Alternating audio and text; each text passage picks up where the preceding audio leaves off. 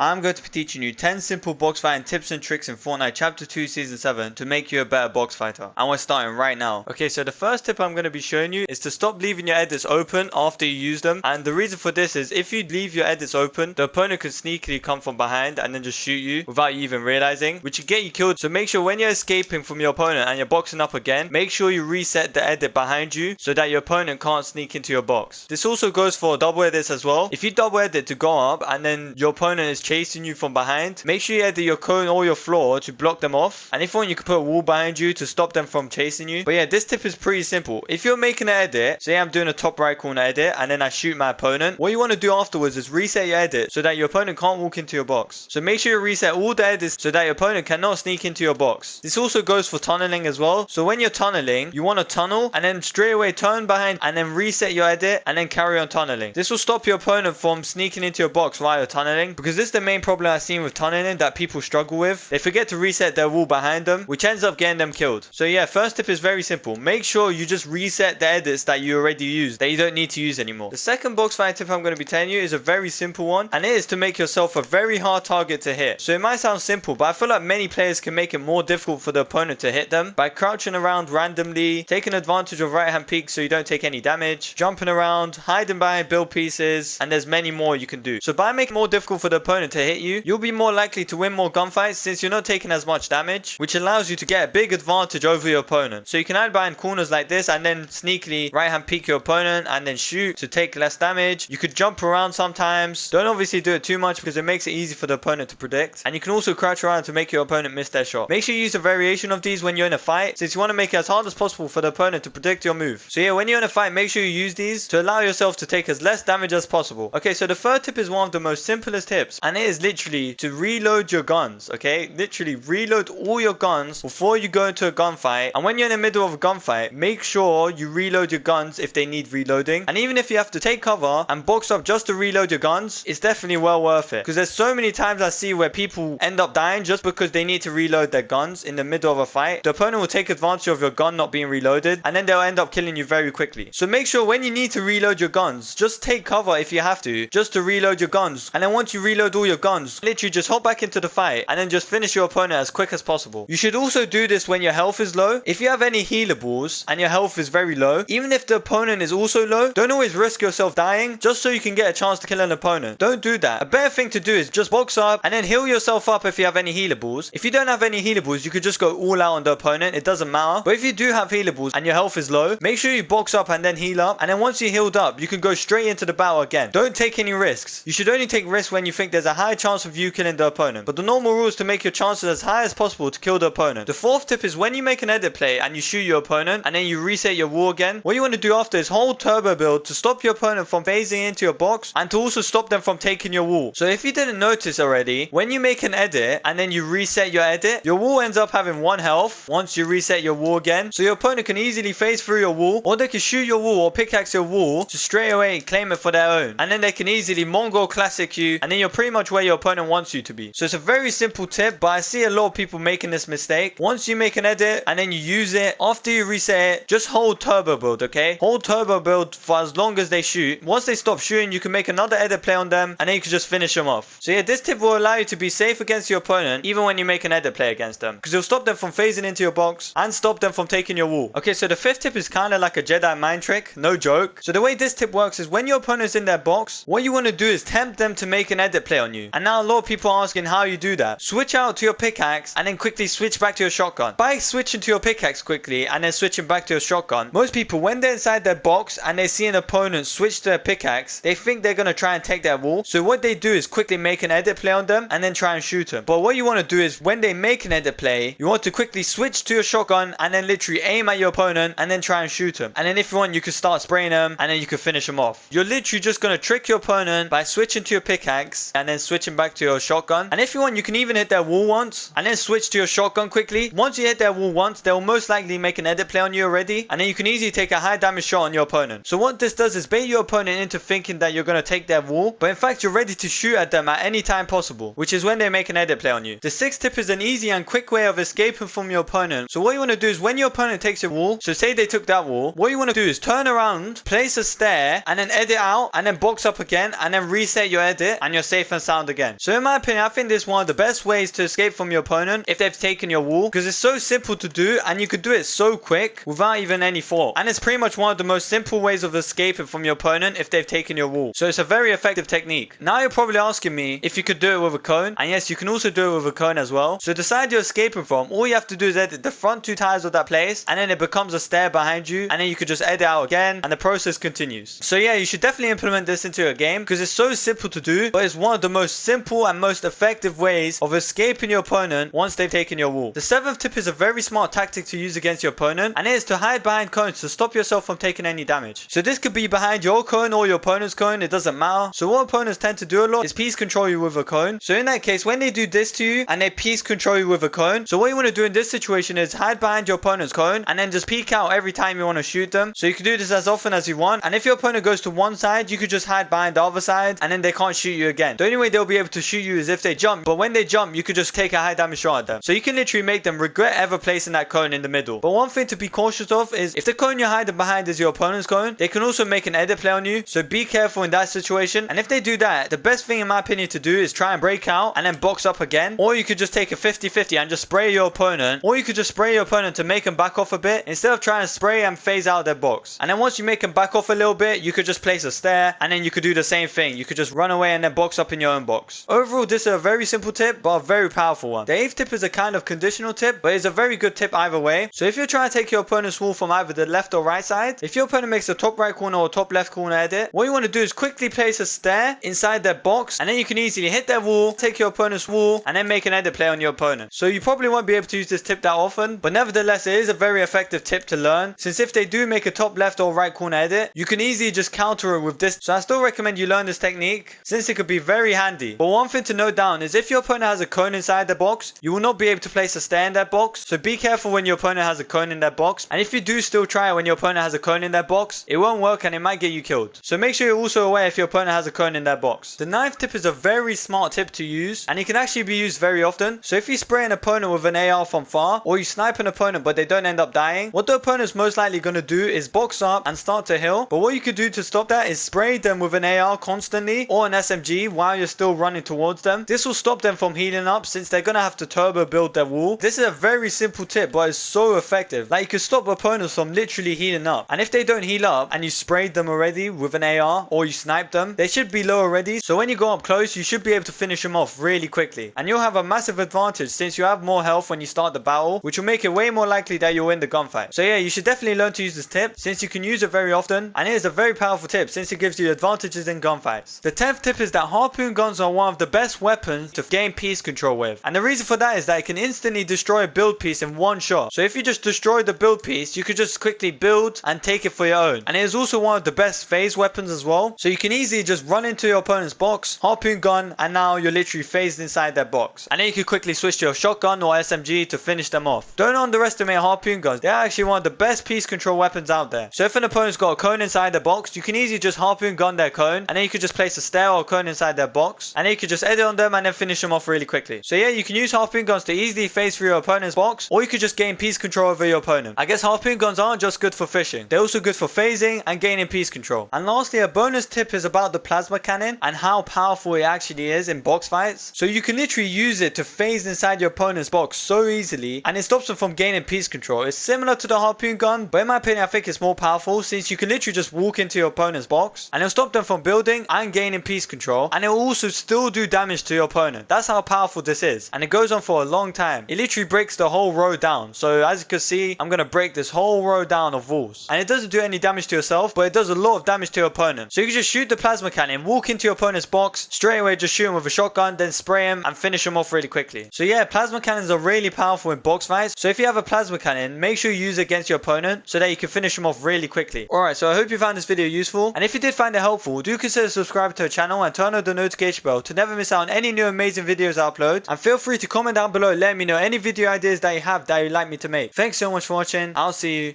next time.